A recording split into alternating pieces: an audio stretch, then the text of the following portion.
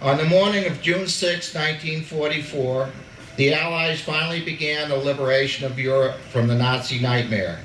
Tens of thousands of American, British, and Canadian troops poured onto the shores of Normandy to engage the Germans and drive them out of France.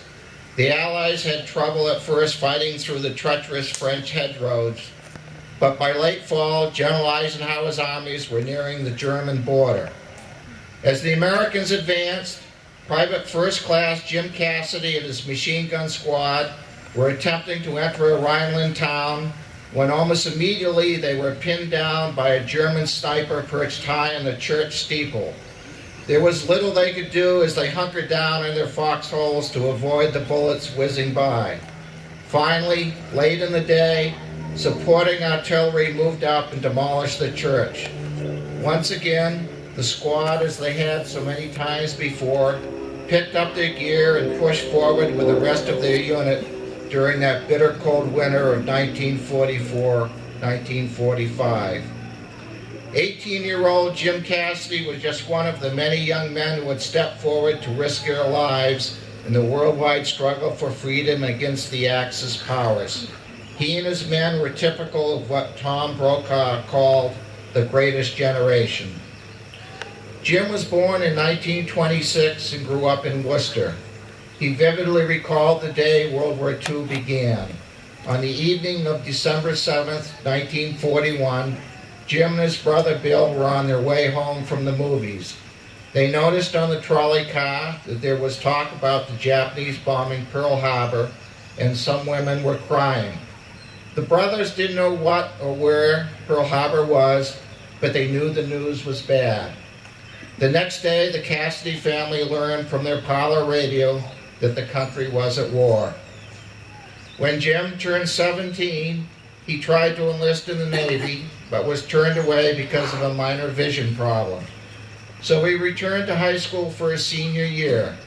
He graduated early in February of 1944, and shortly after his 18th birthday, was drafted into the Army.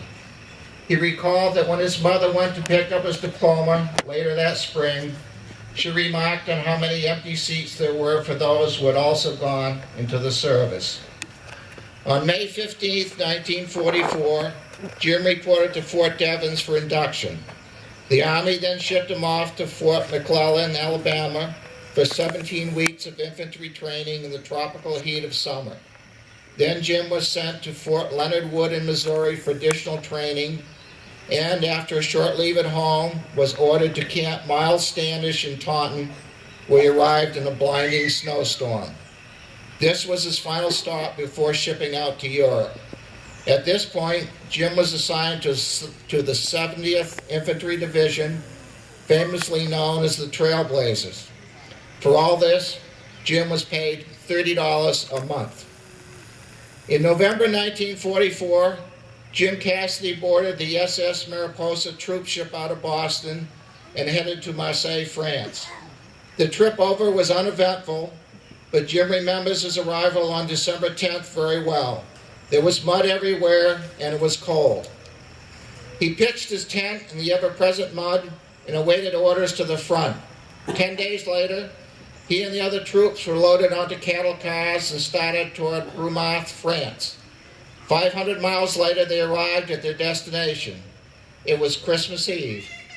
The next day, Christmas, Jim remembered it well. He went to open his sea rations for dinner, and they were full of ice.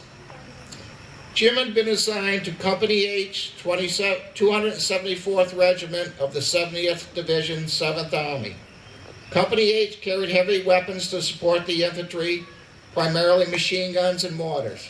Jim was part of a machine gun squad, an 8-man unit operating the water-cooled Browning .30 caliber machine gun. The unit consisted of a number 1 gunner who carried the heavy support tripod, the number 2 gunner who carried the machine gun itself, and 6 ammo carriers who each hauled 2 boxes of the 250-round cartridge belts. Jim began as an ammo carrier, but quickly moved up to gunner as other squad members became casualties. Promotion during the war was as likely to be based on survival as it was on battlefield skills. The 274th fought just south of Patton's Third Army during Hitler's last gasp panzer attack in the Battle of the Bulge.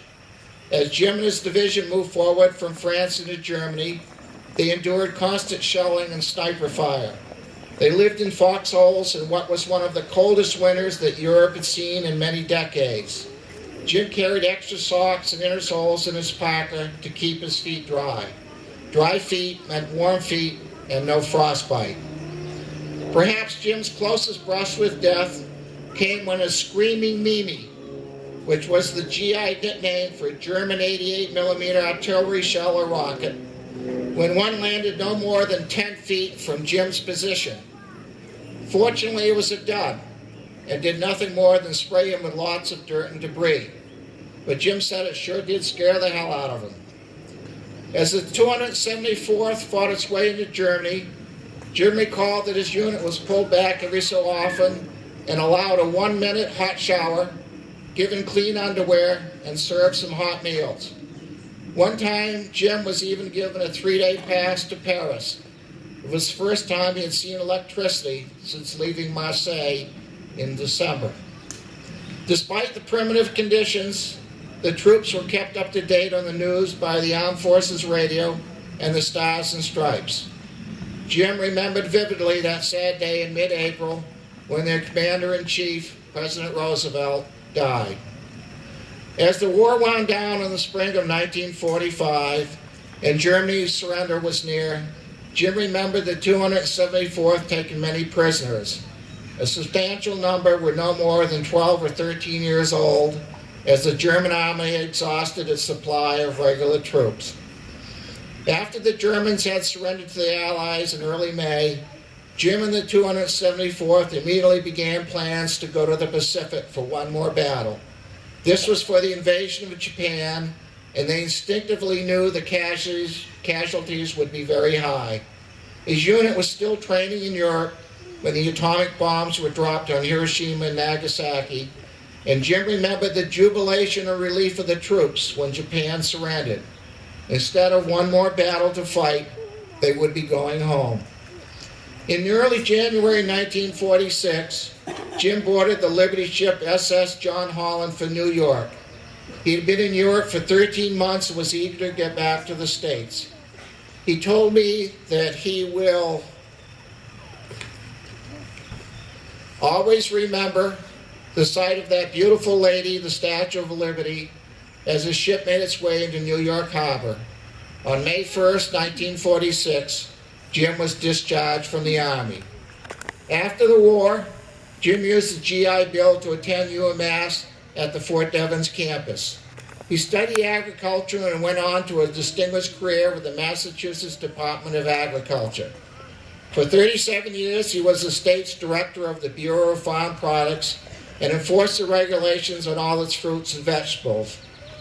He even had a long-running and popular gardening program on a Boston radio station. On July 4th, 1947, Jim met his future wife, Lorraine, while on an outing in Hampton Beach. They were married in 1950, and in 1954 moved to Perry Street in North Andover, where they lived until 2005. Jim was well known around town for promoting the American spirit. Along the way, he helped countless veterans and seniors and anyone else who needed a helping hand. Jim, this Memorial Day, we thank you for who you were. We thank you for your service to our country.